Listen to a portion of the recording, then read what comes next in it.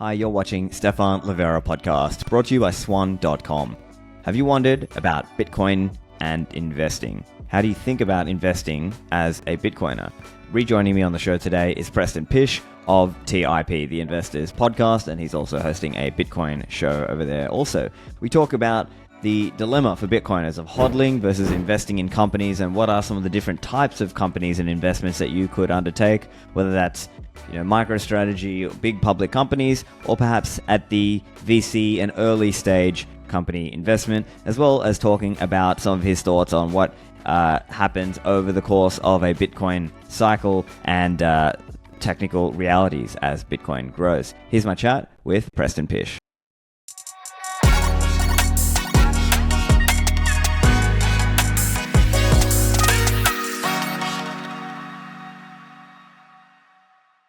Preston, welcome back to the show, man. Hey, thrilled to be here. Always a pleasure to chat with you, Stephan. Yeah, I always have a lot of interesting conversations with you, Preston. And, some of our prior episodes on the show, I remember we were talking about the idea of Bitcoin as the denominator, right? And I think that's a really interesting conversation. And it's funny enough, that was, from like a cycle ago, right? But it keeps coming back, right? It keeps coming back because it's becoming more and more important because... especially if you're an investor in the space, you have to think, okay, how much am I going to keep in my Bitcoin stack versus what am I going to deploy into companies, as an example. But then there's a deeper implication as well, and people, as you've been having conversations about this as well, around Microstrategy. What should people be valuing that at, based on their massive hoard of over 1% of the supply of Bitcoin? So, lots to get into. Go on. The real challenge for both of us, I think, is we're just accounting nerds. And so we love getting into the accounting of this. And it's challenging to not totally nerd out and still, I guess, have a conversation that people would still want to hear us have from maybe a bigger, broader level, but not get too granular on the accounting. But sorry to interrupt you. Go ahead. Yeah, no, I think you're right. And I think the difficult thing, and maybe it's on one hand it's difficult, or on another it's easy. It's just kind of like, the more you look at things, it's like, oh man, I would rather just hold Bitcoin, right? And look, to context, obviously, you're an investor in the space. You're a GP at Ego Death Capital. I've previously invested with Bitcoin Ventures, and occasionally I'm doing angel investing here and there. And it's a hard conversation, right? Because you're kind of like, oh man, do I really think this company is going to outdo Bitcoin? Yeah. That's kind of the bet you have to make. Or you're either in that camp, and I know, let's say someone like Muzz would be sort of like, yeah, we're trying to outdo Bitcoin. And other people might take the view of more like, well, maybe you hold most of it in Bitcoin, but you kind of put some investments out from an ideological perspective because, or maybe you think of it like, hey, I hold this Bitcoin, but I put investments because some of these investments are designed to try to help Bitcoin become money. Maybe that's another way to think of it. Where are your thoughts on that? Where are your thoughts on that? I would break it down into, I guess let's break it into two parts. First of all, you have the very large cap companies that are publicly traded, similar to MicroStrategy, and you could talk about how to think about all of that from an economic calculation standpoint, like what is investable. And I think people already kind of know the answer, but I can kind of talk and not necessarily speaking on behalf of MicroStrategy, but just like, what would it take for somebody to invest in that particular space? And then I think you got to look at it from like the VC, very early stage, seed, Series A type investments, and like how could that be investable? Because and I think everything in between is almost in like a no man's zone, where it's really difficult to outperform Bitcoin, like super difficult to outperform Bitcoin.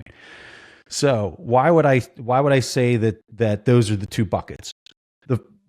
Talking about the publicly traded the MicroStrategy, like how is that even remotely investable? And I would make the argument that there's a hidden asset on the balance sheet at MicroStrategy, and any other company that would basically break glass on this strategy or this playbook they would also have this invisible asset that's not listed on their balance sheet. And the invisible asset is they're able to tap into public markets, particularly fixed income markets, that then put deep liquidity into their common stock market, that then allow that company to put, if the company is profitable, and that's a really, really important part of all of this, is the company has to actually be profitable. It allows them to basically issue, as long as there's a premium above the treasury, and as long as you think that the Bitcoin price is appropriately priced in wherever you think we're at with a cycle or how these cycles take place, then it becomes this potential asset where they can just lever the public markets to basically put more Bitcoin on their balance sheet because of the way that the common stock is priced in the market. Or in Michael's case, he's doing this with the fixed income convertible debt issuance as well as another strategy. And I think that this is deeply misunderstood. I've talked about it quite a bit in the markets, and we can get into the more of the nuances of like how all of this is possible. But in general, I would just say, like in a very broad brush kind of way, that is, I don't know how to, like, seriously. I've tried. I don't know how I would necessarily value it and put a value on that invisible asset, but I think it's so profound that it could maybe even be, for MicroStrategy specifically, that invisible asset of being able to tap into the public markets and convert and transmute this common stock and this convertible debt into Bitcoin could be just as valuable as the enterprise software business, the operational business that MicroStrategy has that bangs out, call it 75 million a year in free cash flows. It might be just as valuable as that. So it'd almost be like having two of those, because he's able to put on this speculative attack type trade where he's transmuting these public market valuations for securities into Bitcoin onto the balance sheet. So that's first and foremost. If a company isn't doing this at the scale that MicroStrategy is doing it, I don't know that you could get an outperformance. I also think this is a foot stomp comment. If the value of MicroStrategy, like today, I don't think it's quite 2x, but let's just say that the value of the common stock is 2x that of the treasury, which it was there for a brief period of time. If a person buys at that point, I don't know that you're going to get any type of outperformance out over Bitcoin. In fact, I think you might get underperformance on a long enough time horizon, which only makes all of this that much more confusing for a person that's looking at it from the outside in and isn't deeply familiar with economic calculation and determining valuations. So it's challenging to cover this from a media standpoint, and challenging to talk about like these really big ideas that these billionaires they're putting on, like Michael, and that I suspect others are going to start to do. Maybe not as aggressively as he is. Maybe they're doing it with a fraction of their treasury or whatever of their free cash flows. But this valuation, and for a person who's looking at this from the outside in and maybe not familiar with financial markets, they might hear a conversation like this and be like, oh, I've got to go buy MicroStrategy. Preston and Stephan said it could outperform Bitcoin. No. What we're saying is there are moments in time where it may be priced in a way that it could outperform Bitcoin. I would argue right now it's super speculative, and that might not be the case. In fact, it probably isn't the case.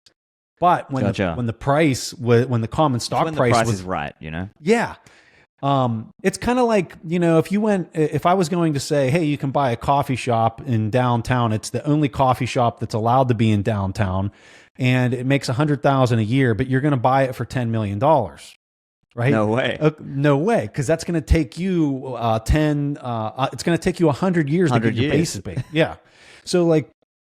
But if I could say, hey, you can buy that same coffee shop for $200,000, right? Oh, and it's a slam dunk. It's a slam dunk, but it's the same business.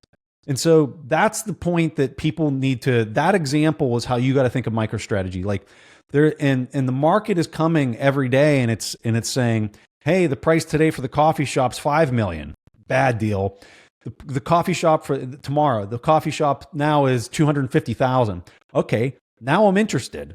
Right, the price is dynamically, constantly changing in public markets, and it's coming to you every single day and saying, here's the price, here's the price, here's the price. And you have to be able to say, okay, this is what the business is worth. This is how much free cash flows it's kicking off. And you got to do this in Bitcoin terms, which makes it all the more confusing for somebody who's looking at fiat prices and trying to understand what he's doing with the treasury. And good Lord, man. So I guess I really, really want to emphasize this point, because people who are hearing this conversation over and over again, what's not being discussed is the price is constantly changing. Sometimes I'm a buyer. Sometimes I'm just sitting there on my hands and letting the price run because I locked in. It goes back to the coffee shop. If I was able to lock in a $200,000 price and it's banging out 100 a year, just because the price goes to 10 million doesn't mean that I automatically become a seller and have to deal with the tax implications of selling at the higher price. And then where do I stick that? Not to mention, if it's in the MicroStrategy example with the coffee shop, let's say the price ran to 10 million and the owner could transmute that premium into just Bitcoin on the balance sheet. That's what's happening. So like, why would I sell that business when I know that the owner of this business is deeply convicted and deeply understands Bitcoin, is going to take advantage of the crazies that are running the price to 10 million in the business? I'm just going to sit back and let that dude do what he does best, which is transmute all of that into the hardest money on the world has ever seen and stick it on the balance sheet. And then, next quarterly report that comes out, it's like, oh, surprise, MicroStrategy has another 10 or 20,000 Bitcoin on the balance sheet. Where did that come from? They didn't make that money in their free cash flows with the 100,000 that the coffee shop makes. They did it through the premium of the business. Yeah, it's such a confusing dynamic, right? Because you got fiat prices, Bitcoin price, the public equity price, how much they're able to purchase, and then I know there's I think there's like some of these tracker websites, and there's a few guys on social media who are sort of doing this analysis and posting it online for everyone to see. So then you can sort of get a kind of a relative valuation to sort of see, okay, based on their Bitcoin stack, what's their current valuation and things like this. But it has been volatile, right? Like I think as we speak today, it's at MicroStrategy. Now, to be clear, I hold zero MicroStrategy. MicroStrategy, I think it's about 1,100 or so. When recently it was like 1,900 in fiat dollar. Yeah, it got to 2,000 in USD. Yeah, which is right. I would say their treasury. I could pull up the chart. I'd say their treasury is like $600 worth of Bitcoin on the treasury. So for that to be running as high as like 2,000, maybe it got up to 700 or it's somewhere in that ballpark. Yeah. So like these are crazy premiums. And so when you have people on Twitter that are out there saying, hey, the multiple could run to 7 times the treasury. What I'm saying is, let's go back to the coffee shop example. So 7 times, and it's like, oh, well, it's going to go to, a 30 million or just some absurd multiple over what the company's kicking off in free cash flows. And I'm saying, I can't predict with any type of certainty whether that's going to be true or not. So if I'm a buyer at 10 because I think it's going to 30 million, like, I'm sorry, that's just gambling. That's not investing. That's not performing economic calculation. That is you clearly being able to define the risk of speculators either taking the price there or not. It's not based on fundamentals of this business makes 100,000 a year, and if I can buy it for 200,000, I'm going to really crush it with the return profile, right? And by the way, if we're actually using Bitcoin as our unit of account and looking at the return profile of about 50% annualized, okay, that's kind of the price point you need to be at if you're just relying on the free cash flows of the business to buy it. That's how absurd the returns have to be. Because it's crazy. Which is crazy. It's unheard of. And anybody in traditional markets, if I went to Wall Street and sat down with, professional money managers and said, yeah, I'm not buying anything unless I think I can get 50% annualized. Like nothing. They'd laugh you out of the room, right? Like there'd be nothing that would meet that criteria. They would literally look at me and be like, you're psychotic. Congratulations. Good luck with that. And I'd be like, well, I don't know what to tell you, because for the last decade, this is the world we have, you and I and everybody else has lived in, is if you're not, that's being conservative. is 50% annualized. So if I can't achieve that, I'm sorry, I'm just going to squat on my Bitcoin and I'm going to wait for the juicy, ridiculous underhand pitch that has to be thrown to me, because I don't have to swing at every pitch, and the compound annual growth rate of Bitcoin is obscene hurdle rates. Yeah. And so, yeah, like we've spoken about, that's the case of MicroStrategy. But what about other large public equities, as an example, Coinbase or some of the large Bitcoin miners, right? Because there's a similar, not exactly the same dynamic, but a similar dynamic. But I guess you would argue, or we could argue, that they're not necessarily doing the same, let's say, superpower or the invisible asset of let me tap the public equity and debt markets, issue stock or issue debt, and then use that to buy Bitcoin. Now, I mean, maybe in a loose sense, you could say Bitcoin miners are kind of doing that in an indirect way. They're not just directly buying the Bitcoin. They're using public equity markets and debt markets to get Bitcoin miners and plug those in and etc. But it's a different game, isn't it? So how would you distinguish then the MicroStrategy style versus some of the other, let's call it Bitcoin or Bitcoin related public equities? So what makes MicroStrategy a little easier to value is the fact that their free cash flows are pretty steady, and the top line is very flat. When you get a business that's having a top line, let's just say Coinbase or you name it, company that has a top line that's really blowing out and growing. Let's say the top line's growing at 30 for a large cap company. 30% is a pretty aggressive top line growth. So now you're having to account for that in the valuation. You would also have to be accounting for whatever their Bitcoin strategy to tap into the public market, which we don't even have a company that's doing this right now. But let's just say we did. You would then have to be balancing that. And I think that that's a way more dynamic valuation challenge for somebody that would be trying to know whether they should own that or not. I think it would be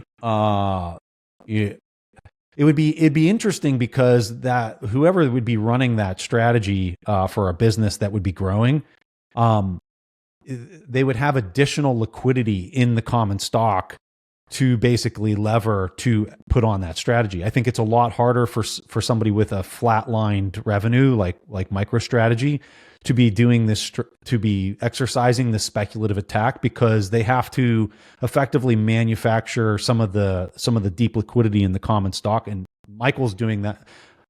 I suspect Michael is doing this through all the convertible debt issuance, and then the financialization that's happening on top of all of that convertible debt into the common stock, because you're incentivizing all this quick money to come in and take both sides of the trade, which creates all this liquidity.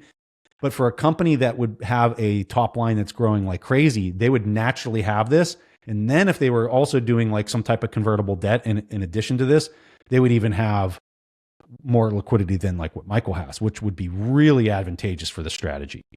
So I suspect it would be very, and we're talking very, what's the word I'm looking for? These are all what if drills at this point. There's no company that's actually doing this right now. But if there was, I think that it might actually even be more advantageous than MicroStrategy if they could be putting on the speculative attack in the same manner that MicroStrategy would be. And I'm surprised Coinbase isn't trying to do something like this. I think it speaks more to what's the word? Incompetence is not the right word, but I guess I'm just surprised that you haven't seen others, especially like Coinbase or any other exchange, trying to do something like this, because their access to public markets is an invisible asset on the balance sheet, whether they realize it or not.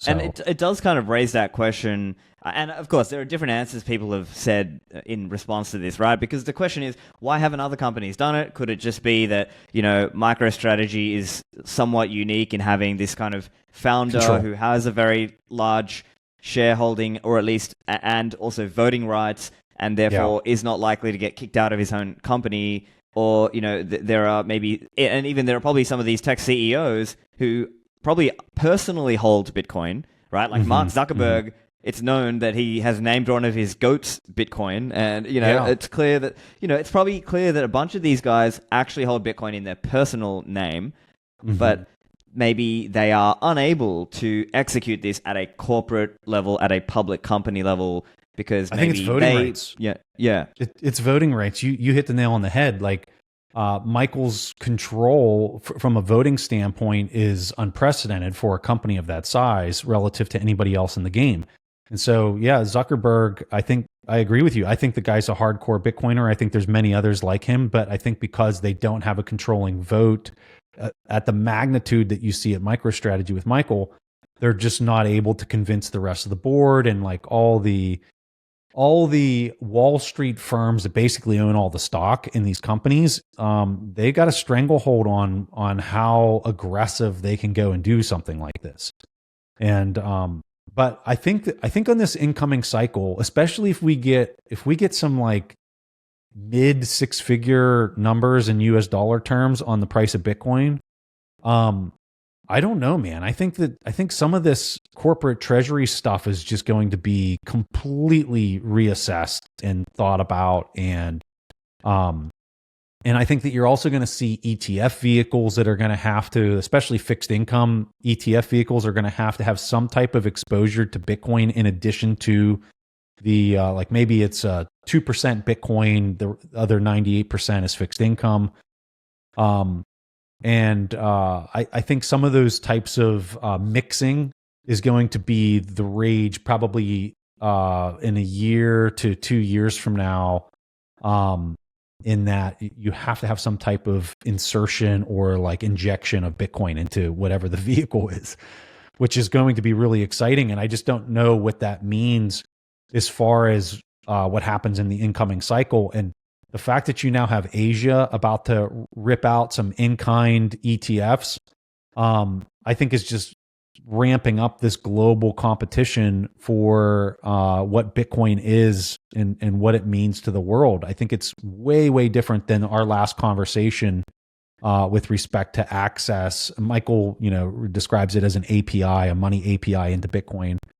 And I know you and I have some very strong hesitations about the ETFs in general and what it might cause in the future. But in the meantime, I think that it's an important thing to think about and talk about, and what it's going to kind of drive from like just a global narrative around Bitcoin as a global settlement layer.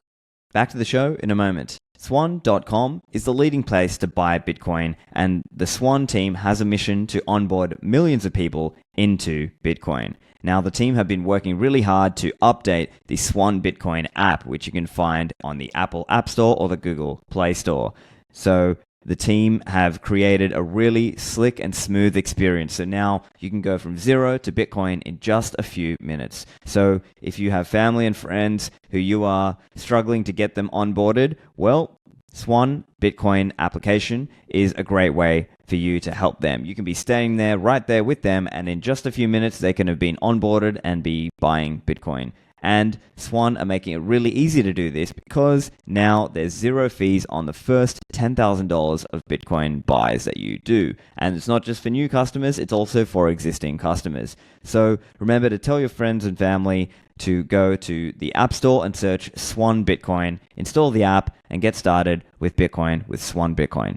This show also brought to you by Mempool.space, the leading Bitcoin and blockchain visualizer. I use it all the time when I am about to send a Bitcoin on-chain transaction, and I'm often just checking the site anyway, just to keep an eye on where things are at in Bitcoin's mempool. Now, you can search transactions, take the transaction identifier and search that in Mempool.space, and of course you can see the mempool in terms of unconfirmed transactions. You can see all kinds of information about the different transactions, such as whether it's had RBF, replaced by fee, signaled on, and the team are always rolling out new ways to explore and view the chain. And so you can see Bitcoin on chain, you can see the Lightning Network, you can see the Mining Explorer, there's a Liquid Network Explorer for those of you who want to see that, and they are continually rolling out improvements. They've also got an accelerator program, which you can find over at mempool.space/accelerator. So go and sign up over mempool.space/accelerator.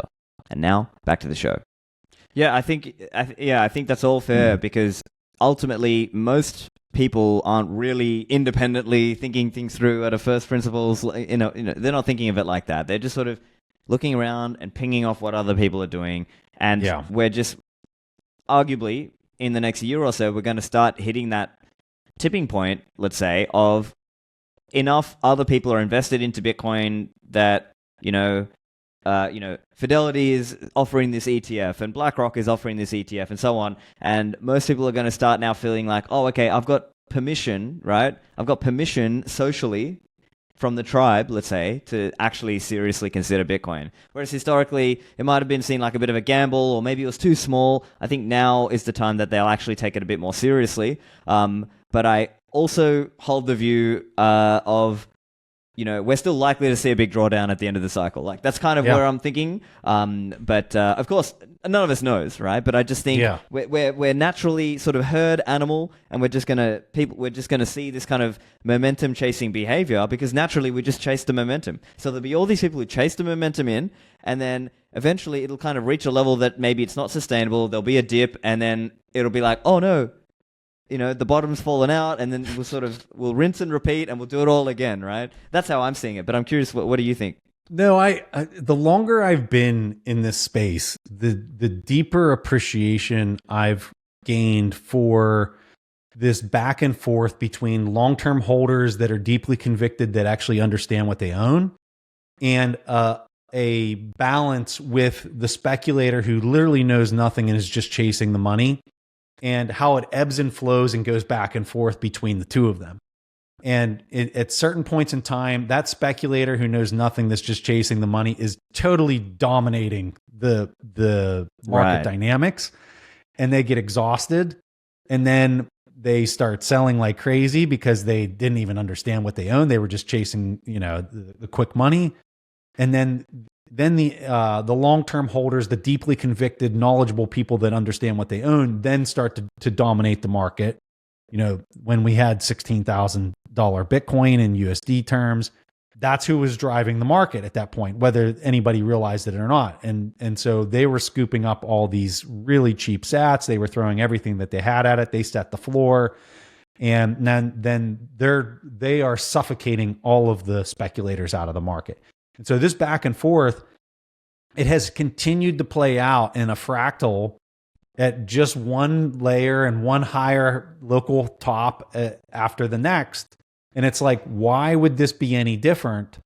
The only reason, and this is a similar answer to what I gave you last time we talked, which, was about, I think maybe 4 years ago or whatever.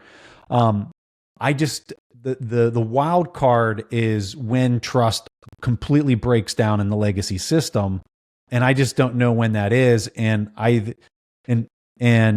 this is in fixed income. And so what we didn't have on the last time we talked was we literally had 40 years of fixed income just getting bid relentlessly for 40 years. It was just always, prices always went up, yields just kept going lower. And now we're starting to see that, just the hint of that to start to unravel. And so that's a great point.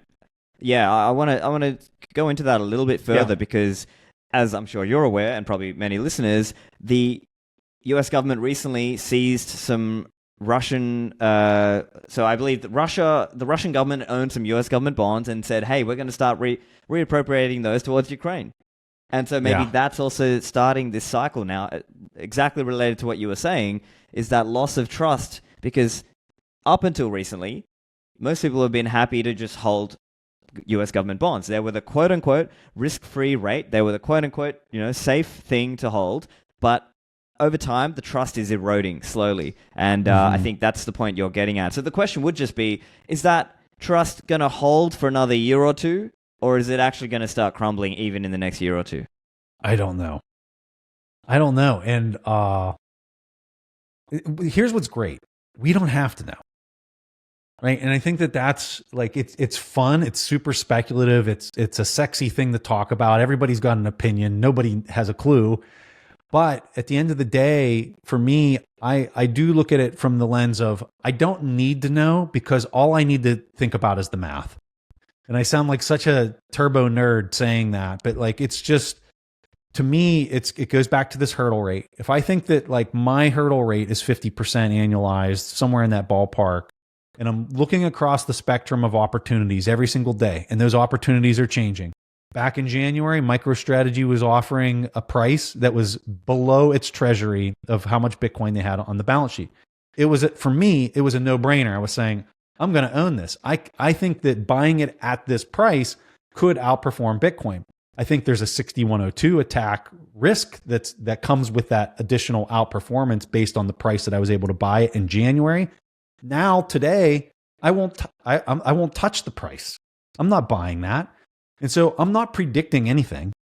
I'm literally not predicting anything. All I'm doing is just performing the mathematics and saying, all right, at that moment in time, this was where I needed to plug my free cash flow.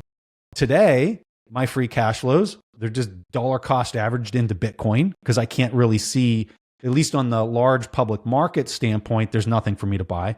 On the VC early stage, of course, I'm allocating funds into ego death personally and as a general partner. Because when I'm looking at, and this goes to the math that we didn't talk about, but was the second thing that I was referring to, when you're looking at early stage startups, where could you invest that could outperform this 50% rate? And, I think you have to be in an industry that is ripe for disruption, that is going to be dematerialized. And then you have to own equity that has some type of long-term competitive moat in that space. Because if I can go invest in a company that's valued at $20 million, and I think that the long-term value is in excess of $1 billion over the coming 10 years, I'm going to outperform the 50% hurdle rate just by owning that equity. Then, as a kicker, if I can invest in a company that has that growth potential, okay, because I can get access to it, and it also has a founder that deeply understands Bitcoin and is going to be denominating their retained earnings in Bitcoin, and they become profitable in that 10-year period of time, well, then I'm definitely going to outperform the 50% hurdle rate if all of my assumptions and expectations of that business become valid. So but unfortunately for a lot of people, they don't have access to this market. And according to the SEC and like all the limitations that they put on like the minimum investment thresholds to get into some of this stuff is extremely difficult. But as I'm talking about it from this calculation of like how I'm looking at the markets and not having to predict anything, but just kind of be able to perform math. There's obviously risks in all of these underlying assumptions, but it's truly using that hurdle rate and using that as a way to think through how to responsibly allocate capital. And what you find is it gets very focused. It's very, very focused because it's such a high hurdle rate. Yeah, great point. So you mentioned the 50% hurdle rate. So let's get into that a little bit. I think that's also worth talking about, right? Because obviously you and I and probably most of our listeners today, we believe, generally speaking, we believe Bitcoin is the future of money. It's going to, and so that kind of implies an incredibly high future valuation. Now, people have thrown around different numbers, whether it's however many $1 million a coin or whatever, but ultimately we have to, now we're early, but you would sort of expect that it should start to taper down at some point, right? Or maybe another way to think of it is like, how many X is left in Bitcoin? Right? Like if you were to kind of assume, from here, today's price is about 66,000. So, 10x takes us to 660, 100x is 6.6 mil. How much more, what would, let's say in today's terms, what would a realistic valuation for Bitcoin look like if it really does come true like you and I believe? Like, is it going to be 6 million? Is it going to be, 2 or 3x that? Like, what are you thinking? Because that then also drives what your hurdle rate is, right? This is a really, I think a lot of people get the interpretation of this question wrong. In fiat terms, the price of Bitcoin, the price of profitable equity that actually makes money, and in terms of commodities, there's going to be this flat line when you measure it in Bitcoin, it's going to eventually come to some type of saturation point or steady price. If you look at the price of Bitcoin in terms of fiat, it's literally going to the moon. It's not going to stop. It's the Correct. Michael Saylor. It's the German mark, right? Like everyone's seen the German mark. Infinite, yeah. And I think that this is something that's lost on a lot of people because they'll be like, oh, well, like what's the price of one Bitcoin? 5 million, 10 million. And that's the number that's thrown around a lot. But it's 5 million in buying power as you know it today, or 10 million in the terms you know it today. So like, what could you go out and buy for $5 or $10 million? A super nice, fancy house. Let's just say that. Okay. Yeah. So let's say that's one Bitcoin. Like that price for that house, because it's a physical, real thing, I don't think is ever going to go higher than one Bitcoin. It's going to flatline and mature to a Bitcoin for that super fancy, nice house. Or let's say, a nice small jet would be like maybe 1 or 2 Bitcoin. So like 30 years from now, it's going to still be 1 or 2 Bitcoin for the nice small jet. Like the price isn't going to keep going. Now in fiat terms, the price is just going to keep ripping to levels that are unimaginable until it turns into a Zimbabwe $100 trillion note. And I think most listening to that would roll their eyes and say, "There's no way." I think they're saying there's no way because in their lifetime they've never seen anything like that.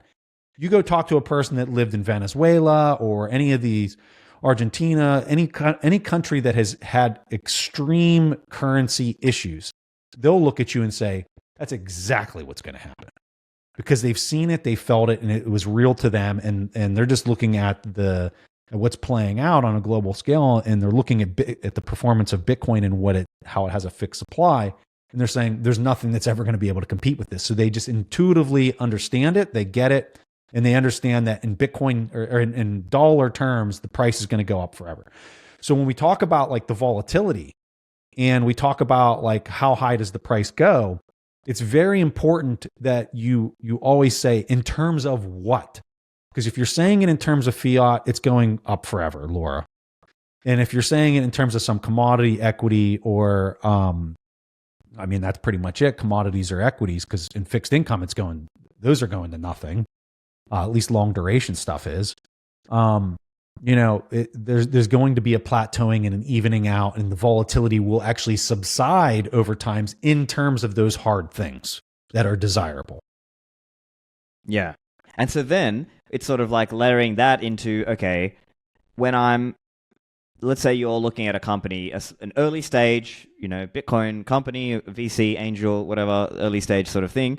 And you're thinking, okay, if I invest into this company, do I believe there is a 50x in this or 100x in this? Because that's kind of what you're that's pretty much what you're investing on, right? Like, and okay, if you're taking the venture approach, like you might be investing in a bunch of these companies and expecting, okay, look, they're not all going to make it. That's the nature of the business. But hopefully I make enough on one or two of them that they make up for everything, right? Exactly.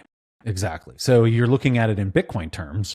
You're saying, okay, if this is $1 billion company in the coming 10 years, like how much is $1 billion in Bitcoin right now? And so then you're looking at that Bitcoin price and you're saying, all right, this is how much they're seeking in investment. How much Bitcoin is that today? Right? And hopefully those numbers are, not in excess of the price that you think it's going to be in Bitcoin terms within the next 10 years. Because if it is, you just can't do the investment. It's impossible. I think one other thing, and this might be a little bit off, one of the challenging things when you start getting into the early stage stuff is not being distracted by, you have to have a really deep appreciation for where you're at in the adoption timeline. So what I mean by that, when I'm looking at equity and early stage founders that are coming with an idea, I might look at that idea and say, all right, I think that this is going to definitely be something real, and this is going to be something that is going to be desirable in the market.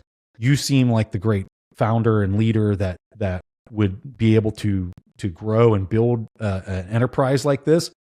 Your timing's just wrong based on where we're at in this adoption curve, this technological adoption curve. Yeah. So I'll give you an example. payments over the last 4 years have been somewhat of a bloodbath from an investment standpoint, and mostly because it's very early.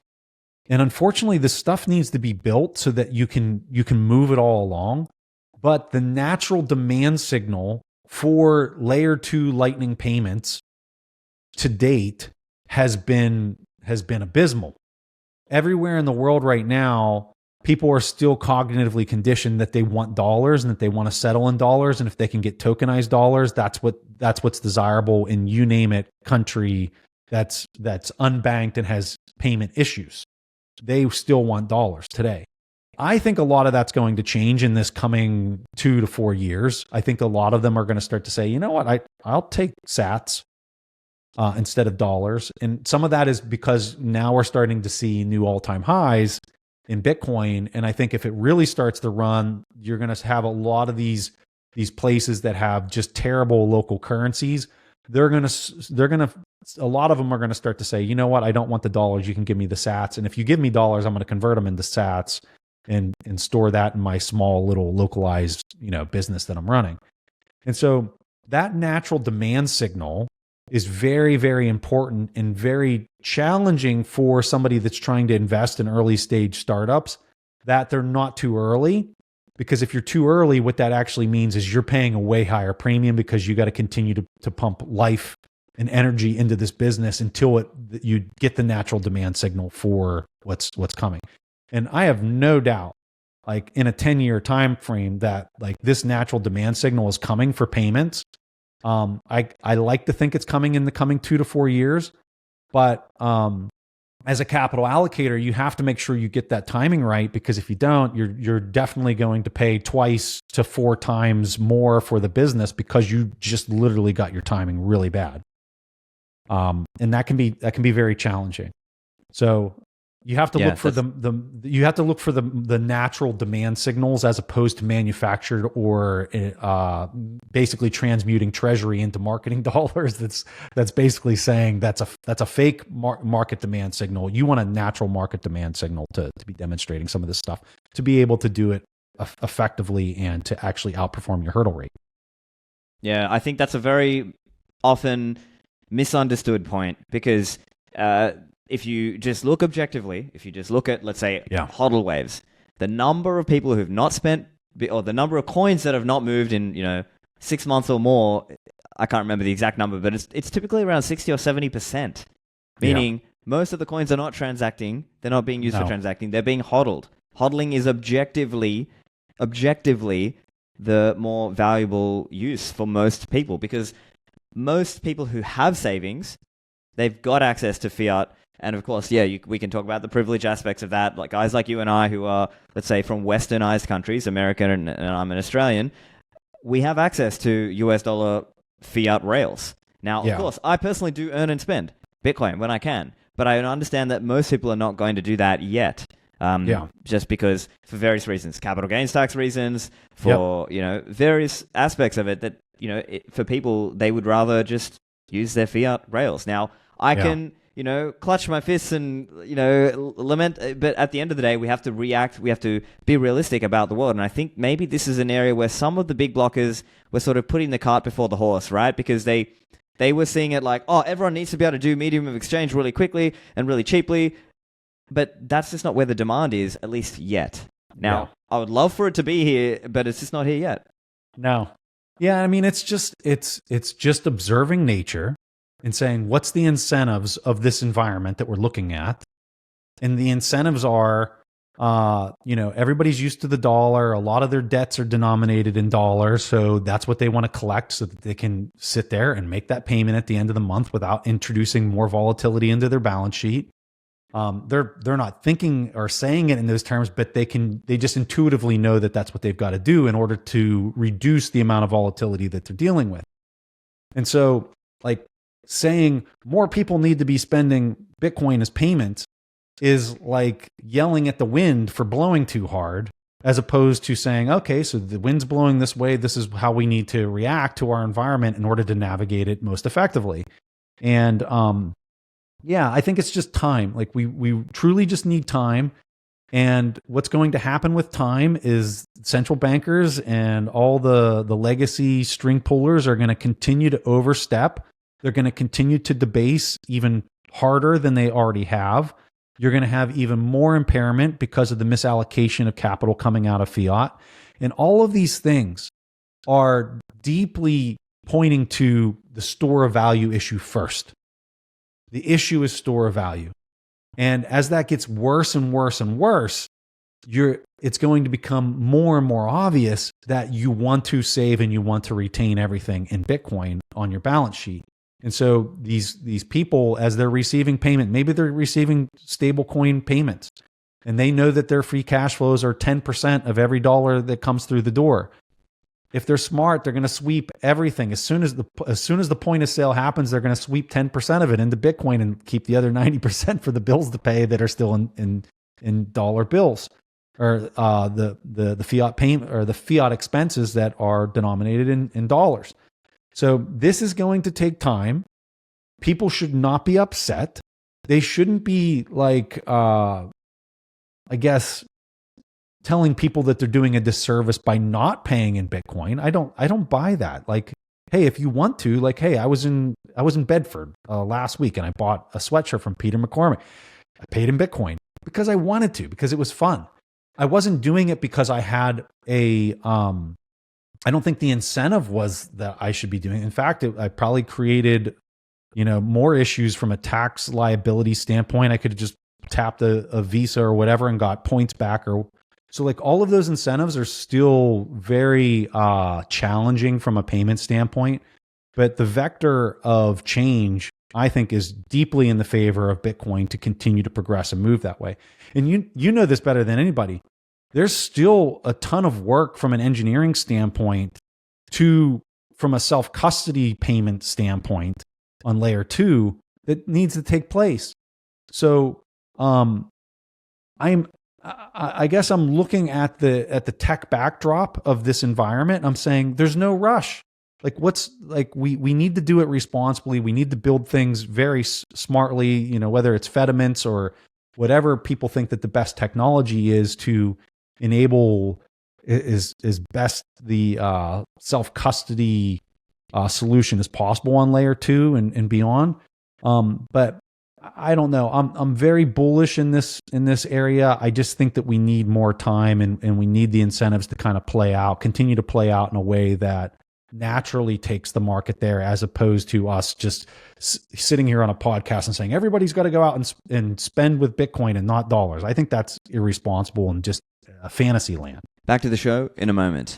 CoinKite.com are my favorite providers of Bitcoin hardware security products. Now, when it comes to securing our Bitcoin, as we say, it's not your keys, not your coins, and you need to learn to use some of these different tools to help create your private keys offline and then keep your private keys offline. And that's where some of these devices like the ColdCard Mark IV or the new ColdCard Q device can come in and help you, because they can help you create your private keys offline. You write down your 12 or 24 word seed, and that helps you interact with the Bitcoin network in a self-sovereign way. And so you can use these devices easily with software such as Sparrow Wallet or Electrum or Spectre or Nunchuck as a few examples. Now, the really cool part is that you're keeping the private keys offline because you're signing in an offline way. So if you're a beginner, yes, you can just directly plug it to the computer, but you can use these devices also in an air-gapped mode. So for example, the micro SD card, which is available on the Mark IV, or you can also use micro SD cards on the ColdCard Q. And the ColdCard Q also has an extra way, which is this QR code. So you can scan and read it back that way and do your transactions also in that fashion. So there's a range of different features and ways that you can improve your security, but you can just start basic with a single signature hardware wallet, and then later think about, okay, do I want to do a passphrase? Do I want to use BIP85? Do I want to use Seed XOR? Do I want to use multi-signature? So these are all some of the things that are available to you. The ColdCard and CoinKite team are always innovating and putting out new products. They have a range of different products. So for example, the Tap Signer is a cheaper device for those people who want a specific different kind of UX. That's also there. They also have the Seed Plate, which is a way for you to back up your seed words in a metal product. So there's all kinds of products there. Go to coinkite.com to get yours and use the code Livera for a discount over at coinkite.com. This show also brought to you by Nomad Capitalist. Nomad Capitalist is a service that can help you in terms of going overseas, lowering your taxes, getting a Plan B residence or citizenship, or perhaps even a Plan A citizenship or residence. Now, as many of you know, I left Australia for a few reasons: taxes, the COVID tyranny, and other aspects of the wokeism. But with Nomad Capitalist, you can find a way to choose an alternative. You can go where you're treated best, as Andrew says. So there are dozens of countries around the world that they work with, and you can consider which are the correct countries for you by working with the team. And they can help you understand what are some of the different options, what are some of the citizenship programs out there, what are some of the residence programs out there, how do you make it work, how do you get a fiat bank as well for those of you who need fiat banking in different countries. I think it's just a holistic service that will help you understand how to put the different puzzle pieces together. As you know, I'm in Dubai, but I'm not saying Dubai is the one size fits all that everybody has to go to. If you go with Nomad Capitalist, they can help consult with you, as they are experts in the field. They've been doing it for over 10 years now. They can help you consult on where the pieces and how to put those pieces together, importantly. Now, this is a service that is suited for people with a liquid net worth above 1 million USD, or those of you with a high income. But if you go to nomadcapitalist.com/apply, you can find out more about how to use this service to improve your self-sovereignty and to potentially lower your taxes and gain access to some of the benefits of going overseas and living overseas.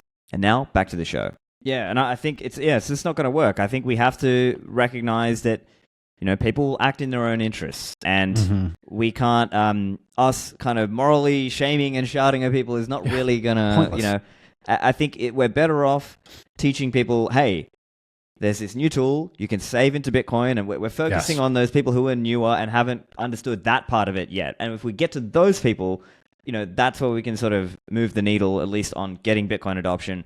Of course, self-custodial payments are going to be difficult if you're talking about at scale for the average user, because, I think it's clear that most people appreciate that the Bitcoin's constraints that keep it decentralized, like, let's be clear, it's about keeping Bitcoin secure and decentralized.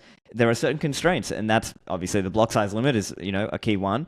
But that is a key thing that, the community decided on that in 2017, that this is the pathway. And so, it is about, as you said, being responsible, security focused, and not, I think, where some people in the community are sort of saying, no, we need to rush to quickly get this changed. That I think we've got to be, focused on bug fixing, security, and sort of reliability.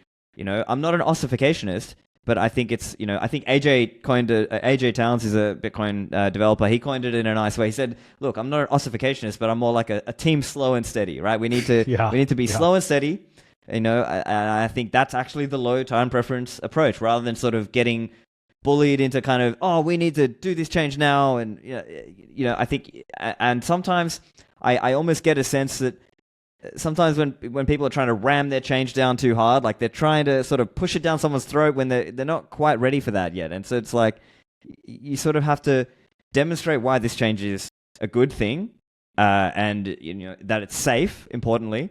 And so these are some of the things and some of the hard conversations people are going to have as well. And, things like how much custodial, use is going to be treated like, that's, we're okay for people to do that, because we made this trade-off around keeping the network secure and decentralized at the node level. Yeah. And there will be people who are priced out. Of course, we would like the world to be able to self-custody, but there are realities of that, and it's what's ideal versus what's possible. And so I think that's why there's now been more, let's say, acknowledgement of custodial. Well, because that's the thing. You either use custodial, or you go use a shitcoin, or that's basically, you pay the price for Bitcoin. That's pretty much it. That's pretty much it. Yeah. I just know, for personally for me, layer one's deep store value. I mean, it's on layer one. And if I want to And there's probably a lot of people that this is going to tick them off hearing me say this, but like from a payment standpoint, when I bought the sweatshirt in Bedford last week, I pulled out Primal, I scanned it. It's somebody else is custodying this back through Strike, right? They're custodying that Bitcoin, and for the amount that I have loaded in that wallet, I'm fine with that. Like if Strike would rug pull me for the couple $100 worth of Bitcoin I have in that wallet, I'd kind of shrug my shoulders and be like, now I know that that's a very privileged take. And I think that a person who would argue with me would say, well, if you're this person, let's say you're living in Africa and like your entire life savings is that couple $100 and the only wallet that you can do this with is something that relies on somebody else custodying this for you, you just like your life savings just went to zero because you couldn't self-custody because you had such a small amount. And that's the argument. And I think it's a very smart argument. And I think it's a very thoughtful argument. And I think we need to have deep respect for that argument. I guess if I was going to counter the person, I think that because at the root and at the base layer of all of this is this layer one Bitcoin that nobody can screw with, it's going to change the incentives that we're so accustomed to that exist today, where none of that is possible. None of that is possible for custodians to compete on your trust in a way that it's clearly them that rug pulled you versus the state was doing these things at upstream of you that forced you to have counterparty risk and you blew up and then you lost all your money. The person at the lower level, let's say you were a bank, let's say you were a custodian in Africa and you're managing whatever, you're managing these wallets for people, and you're not dependent on somebody upstream of you rug pulling you, which then forced you to rug pull everybody underneath of you, because that's the way the legacy model works today.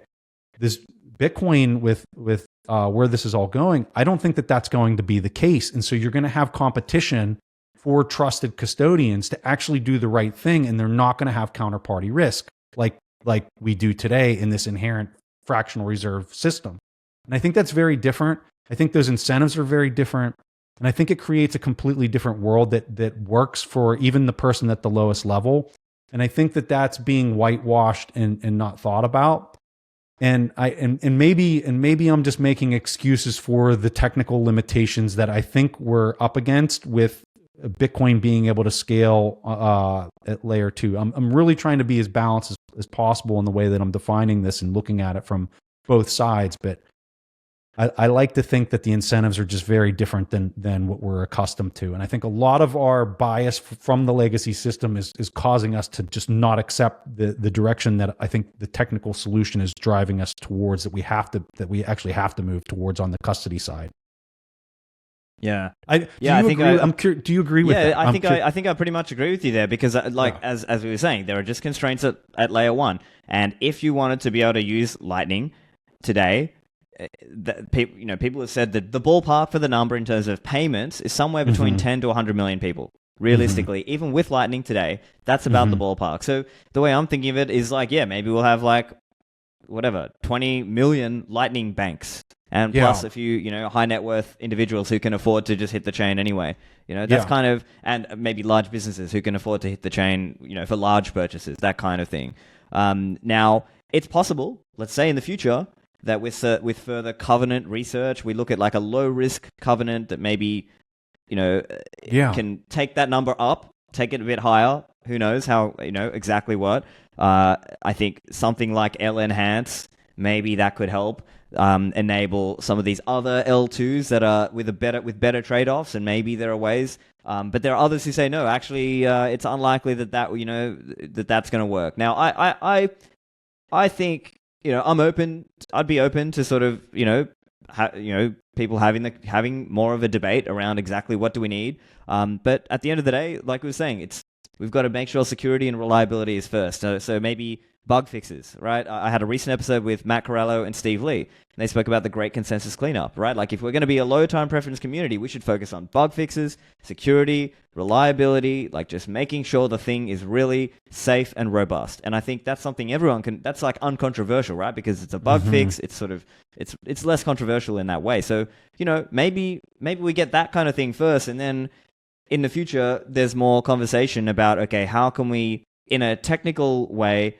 make it possible for more people to actually self-custody and do that. And, until then, yeah, people are we're just going to accept that there'll be people who use custodial Lightning wallets because either they can't afford to be self-custodial for that smaller amount, or it's, the technical barrier is high. But I think what we are seeing, though, is a lot of people who kind of, they're either promoting a shitcoin or they're kind of out there with like this kind of fake L2 that's really like a multi-sig sort of thing. And so that's also, I guess, a nuanced thing to sort of help navigate in the space. And I guess that is going to, at the end of the day, if this is what you stand for, then you sort of have to understand what are you giving up, right? I think that's the choice the community made in 2017. That's the choice we made. I think we have. I don't know what else we could have made though back then. Like I don't know. I don't know how you can scale it on layer 2 without having some type of Lightning-like implementation on top of it. Oh, in fairness, I think some of the smarter big block now, the dumber big blockers were just kind of like, oh, just raise the block size. But the smarter big blockers were saying more like, no, even with Lightning, you need to raise the block size. And in fairness, there's an element of, okay, Lightning's not perfect. It's not a silver bullet. If you think back to the Lightning white paper, they said it was like 133 megabytes. That's what they were thinking about raising the block size to kind of enable the world to use Lightning, etc. So, there's some element of it, because Lightning makes trade-offs, there is an element of criticism that's correct, right? Like, it's not perfect. Yes, there are trade-offs that we have to make. That's just life, But I think that is maybe where the community might debate that in the future, whether they want a block size increase. Now, I'm personally not arguing for that. I'd probably be against it, but I can see a possibility that happens in the future, But, that might be a long-term future thing, whereas I think people might be more okay to explore some of these ideas like covenants and things like that, of like UTXO sharing to enable more people. That's kind of how I'm seeing it for now. But things could change. But I'm curious. What do you see there? No, I'm with you 100%. I don't really have much more of a nuanced take than that. I think that the reason we have Clown World today is because there's no peg. There's just no global peg whatsoever. And if Bitcoin can even just provide that at the most basic levels, just peg all these clown token fiat currencies, I think we can drastically start changing the incentives around the world in a trajectory that is way different than where we're at today. And so yeah, when I'm looking at layer 1, Saylor is such a hardcore ossification person. I think I'm more aligned with your point of view that you kind of outlined, which is, yes, we need to ossify layer 1, but we also have a couple things that still need to be cleaned up a little bit. And so just saying stop touching everything, I think, is irresponsible as well. But we cannot mess up layer 1. So I think that's lost. And I think it's lost on a lot of engineers, because they're so hyper-focused on building and trying to make Bitcoin better and have more capabilities. Like any engineer does, it's like, hey, if we can add more capability, well, then let's add more capability. But I think many in the space do not understand like what is truly the root problem that's being solved for. And I think that if I had to define that very clearly, it's we have to peg fiat currency, period. That's going to solve Clown World. And then everything else from an incentive really kind of changes if we can actually peg fiat currency.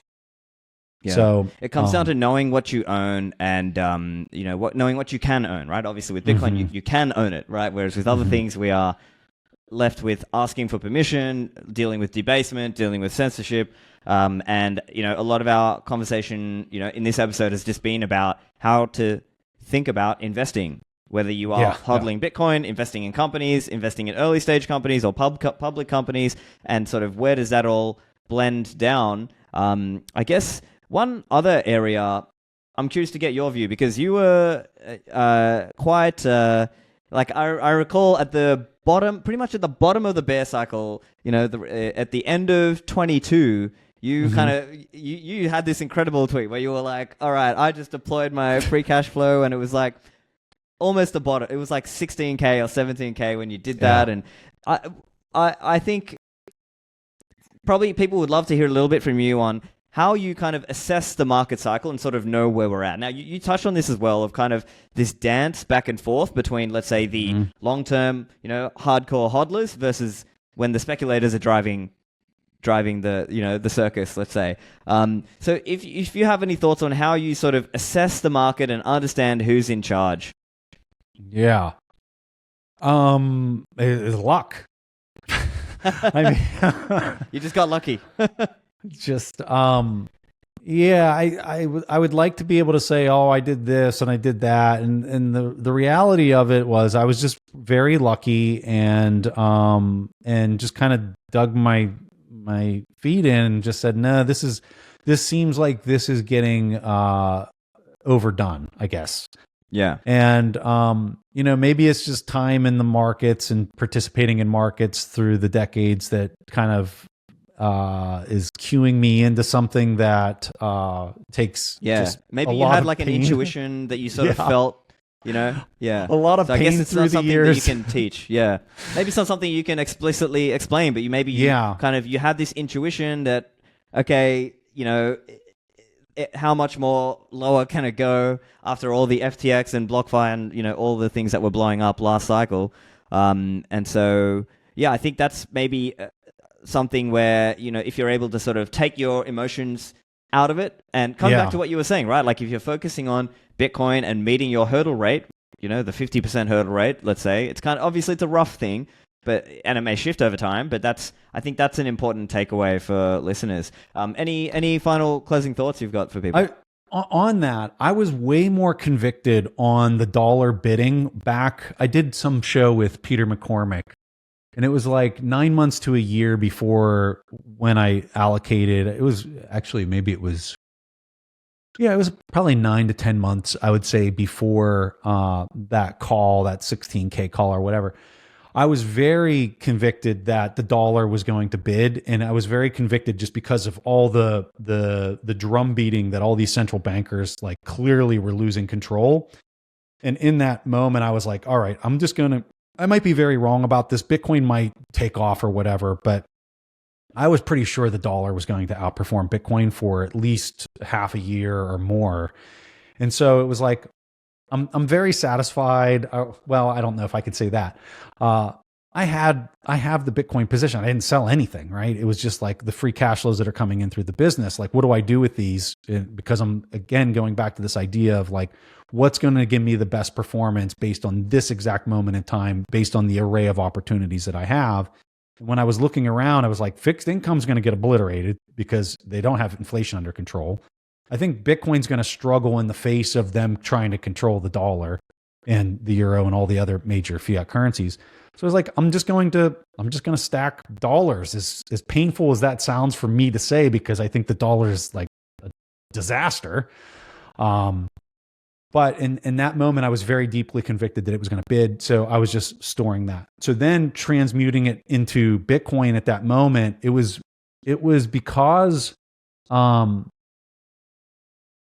you saw so much sell pressure for so long. And it was, and one other thing that I've learned is when it feels so wrong, like when it really feels deeply wrong to put on a position, it is almost always the best time to put on the position. That's like the buy when there's blood in the streets, right? I mean, it was like, wow, this feels like, and people were saying, I mean, you go on Twitter, even personal friends were like, oh yeah, well, when this goes down to 12 or this goes down to 11, I'm going to buy. And when I had people telling me this and it was at 16, and I'm thinking, okay, so you think this is going to move like another 40, 50% or whatever from here.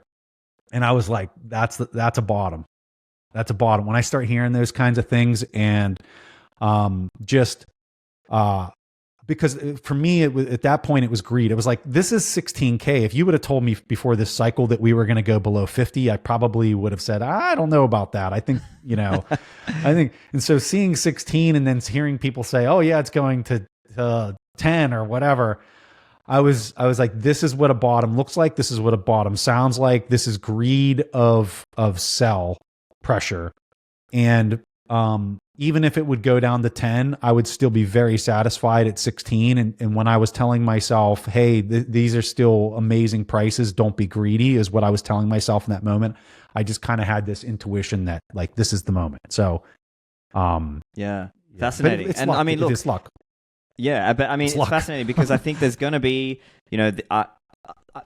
now, obviously, none of us have a crystal ball, right? But I believe there will be cycles to come, right? I just believe there will be cycles to come. I just don't believe we're ready for the, let's call it the final hyper-Bitcoinization.